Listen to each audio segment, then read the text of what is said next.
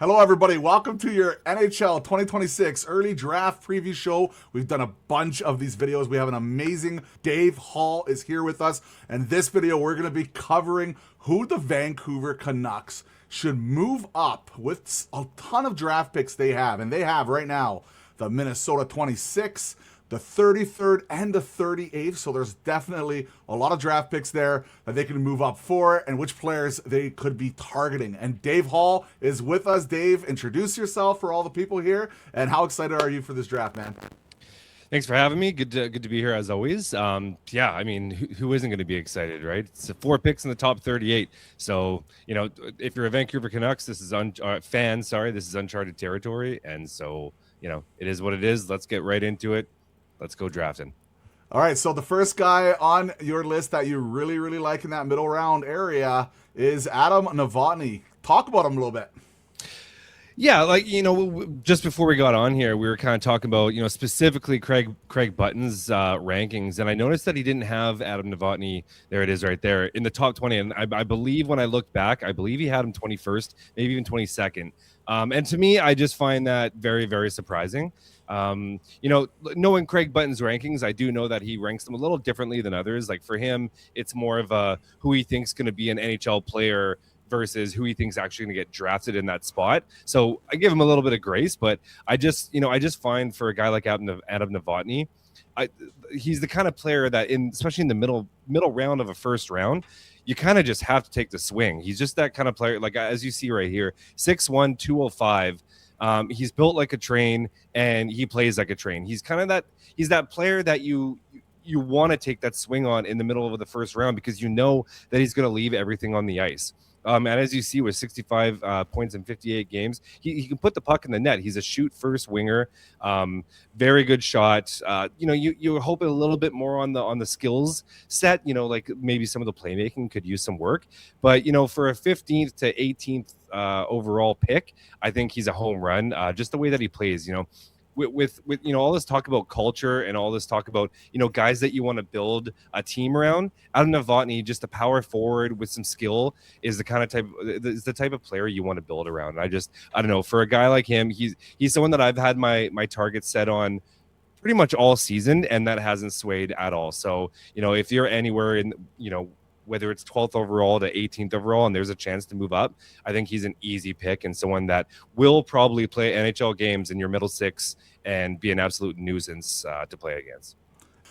Even Lawrence down at 17, which is actually really, really interesting as well, because he's kind of in that middle round. The command guys, I've been wanting to watch a little bit more of him. I just love the guy's work ethic. But, let's talk a little bit about Ethan Belchetz, because that's the guy. If he really is going to be available at that 13, 14 spot range, like we understand here, he hasn't had the most, he hasn't had a bad productive season. It's just people thought maybe it was going to be a little bit more productive considering his size, his skill. He's not the most physical guy in the world. He's not the best skater in the world, but he's not a bad skater at all. And, he still gets in the corners a little bit. So there's definitely some growth in that area. But the guy's 6'5", 227 pounds. And one of his best traits is the vision. This guy can see the ice extremely well. He makes absolute laser backhand passes in the traffic area out front of the net so consistently.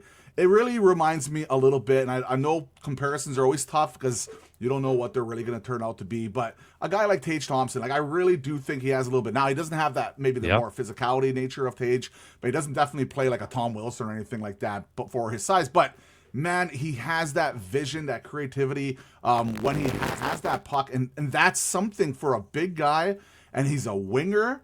It makes me think, hey, man, if this guy drops actually to that 12, 13 range, and it's important to mention, wingers, I know usually not big wingers, but still, wingers in general do seem to drop because centers and right-handed defensemen and defensemen usually go up a little bit sooner. So it's not crazy to think a guy like Ethan Belchetz can go in that 13, 14 range. And if the Vancouver Canucks have a chance to get him, that's someone I would definitely be looking at. What's your opinion on Ethan?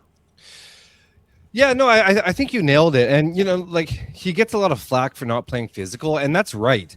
But at the same time, does he really sometimes you don't always need him to play quote unquote physical. As you saw, like you saw with the stats, he's 6'5", 224 at about to turn 18 years old. This kid is built huge. And as you kind of allude to it, I think Tage Thompson's a pretty nice comparison. Yeah, he might not be as quote unquote physical as we talked about, but at the same time, there's something to be said about just being a big presence. And his hands are, some of the best in this class. Like, he's got really crafty hands, as you alluded to already. He's got the vision, like he's got the skill set. So when you add that with the size, like, yeah, you want him to get a little more abrasive and you want him to get in the corners, but at the same time, there's still something to be said about being able having that wingspan and being able to, man your way around and power yourself around the defense to get through them and then make a really nice soft play on the breakaway, let's say, or, the half breakaway. Like, I just think, I do get it. And I'm someone that wants to see someone to be physical. I'm all about the motor. That's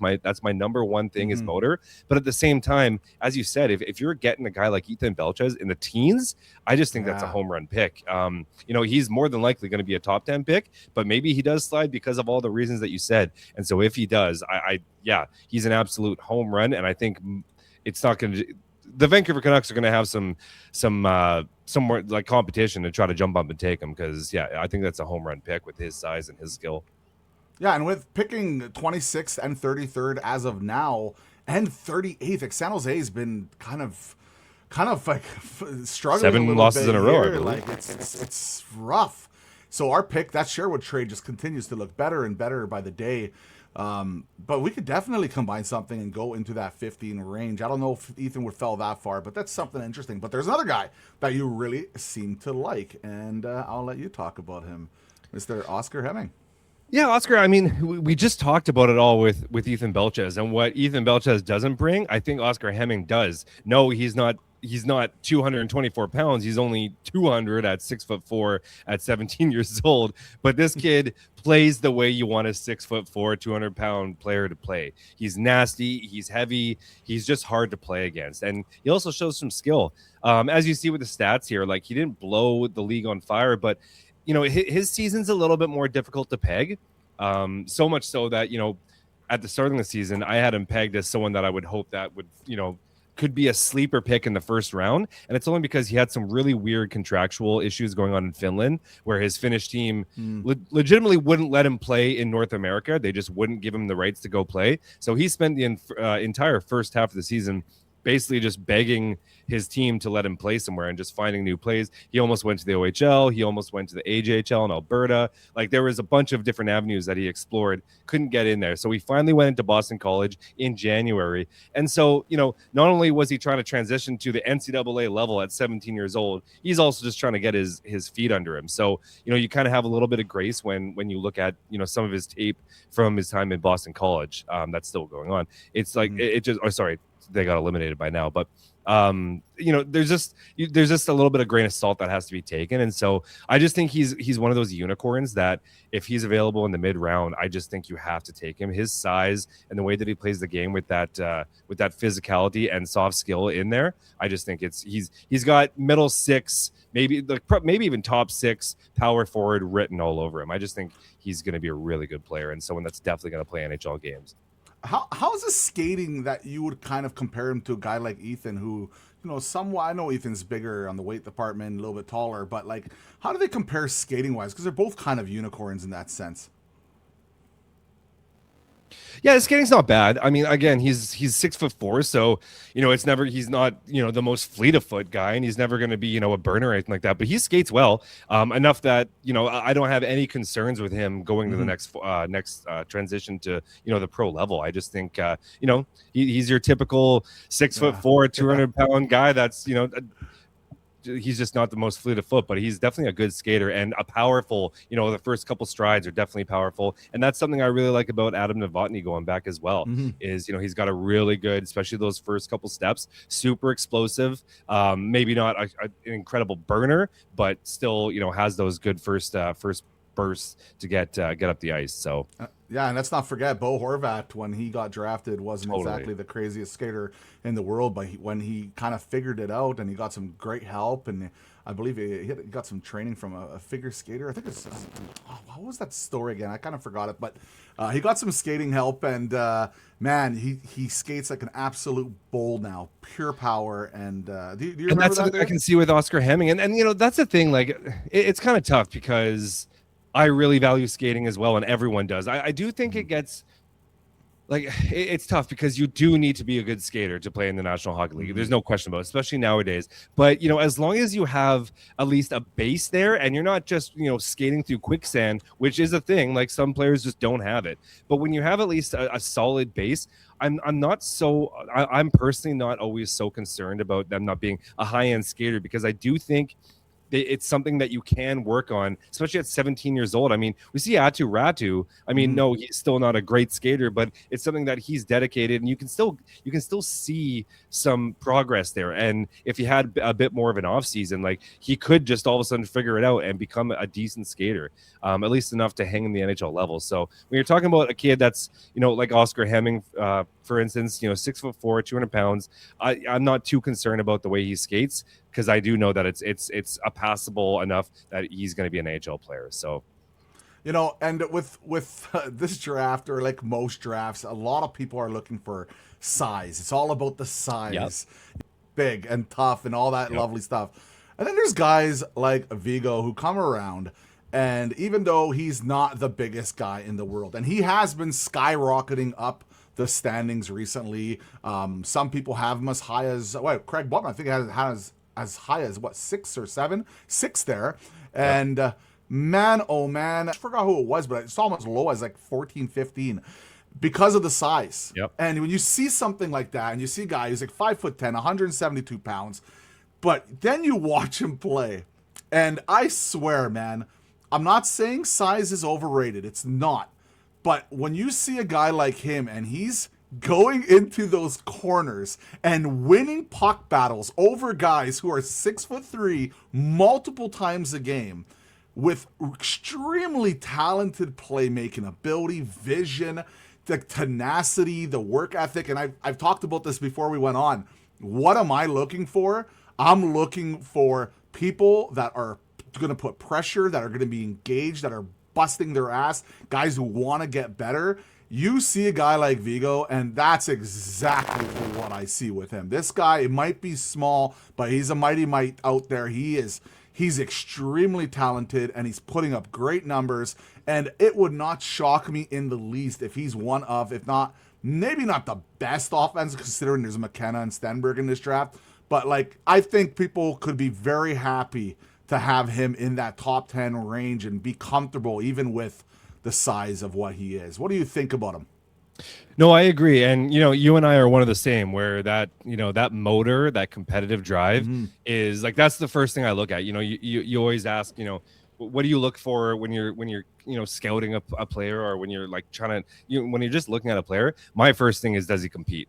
And so, like, it's just something you can't teach. You can teach the skating, like we already talked about. You can get a better shot. You can get all these better things. You can't teach someone who's 5'10" to go into the corner against a 6'4" man. And he's doing it. Heck, he's playing first line center in the SHL level in the playoffs. They just got eliminated, but he's playing first line center in the playoffs. That doesn't happen. He's not putting up those gaudy numbers that you're seeing Ivar Stenberg put up, but my gosh, is he just relentless? He's unafraid. He's not afraid to do anything. And I agree. I do think he's going to slide because of his size, and it's a real shame because, I'm not so sure if he's a center at the NHL level. You know, it still remains to be seen. But if, you know, assuming he's getting drafted as a center, I think he's the best center in the whole draft. I think if he was 2 inches taller, if he was 6 foot, he's going in the top.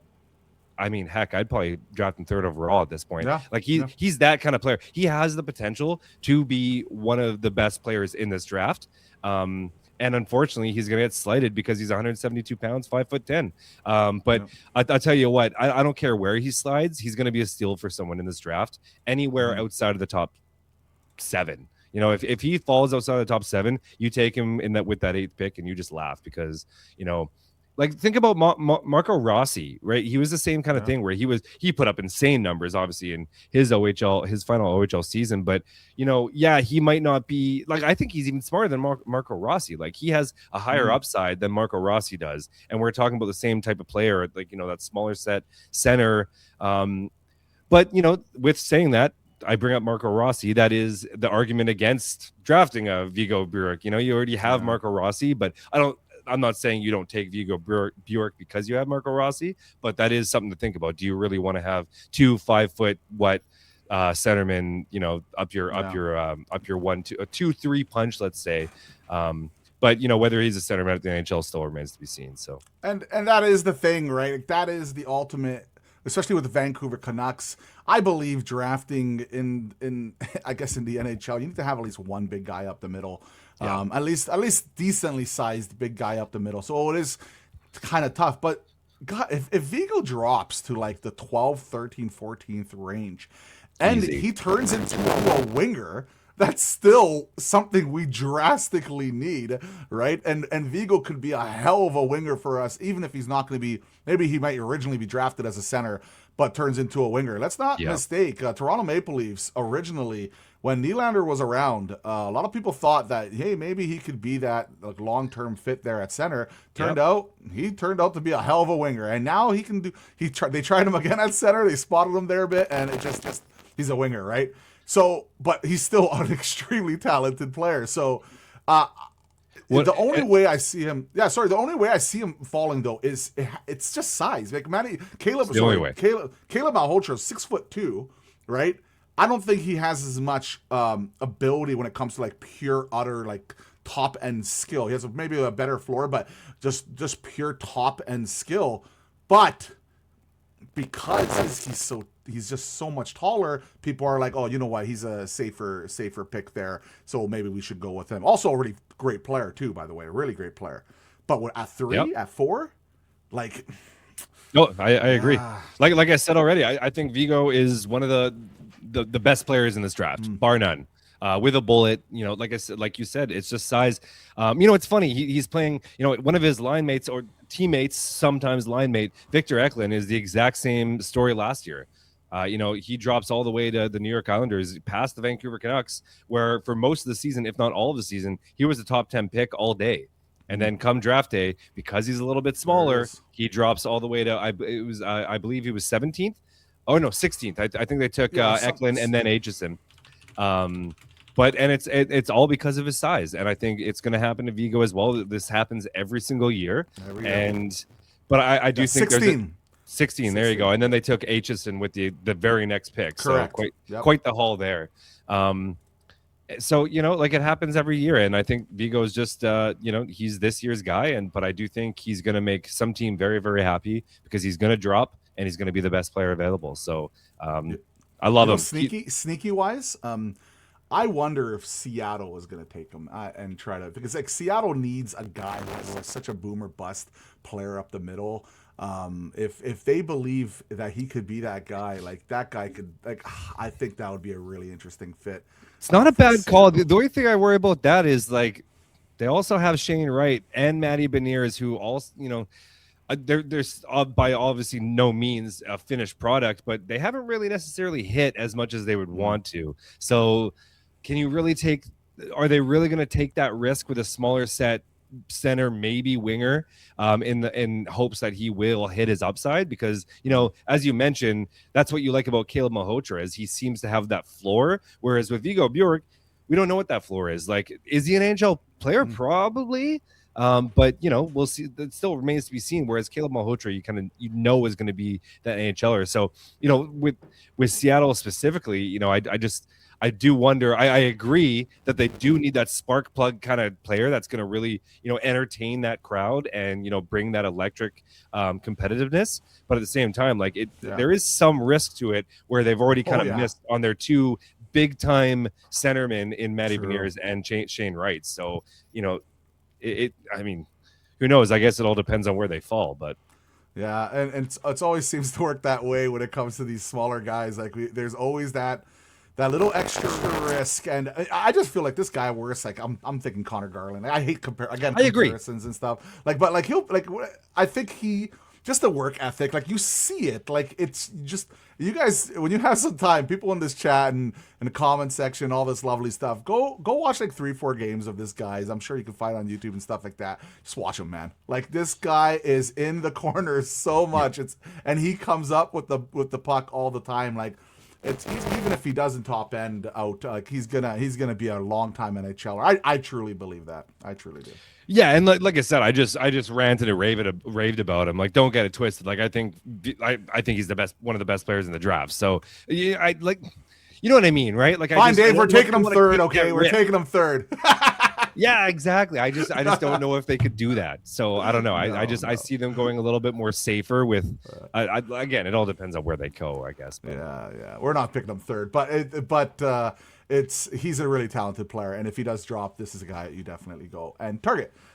Dave, thank you so much for joining us on this lovely episode on this NHL draft preview show. Again, where can people find you? Canucks Army is where I do most of my writing work. I do some other stuff as well, but definitely Canucks Army, and then Twitter as well, Dave Hall 1289. Definitely get me there. I'm basically everything and all prospects. So awesome, man. Thank you so much for joining. Everybody who watched this video, drop a like on it if you guys enjoyed this content. Subscribe. We're trying to get to 1,000 subscribers by the end of the regular season, and that would be great. Thank you so much, guys. I hope you guys enjoyed the video. Take care, guys.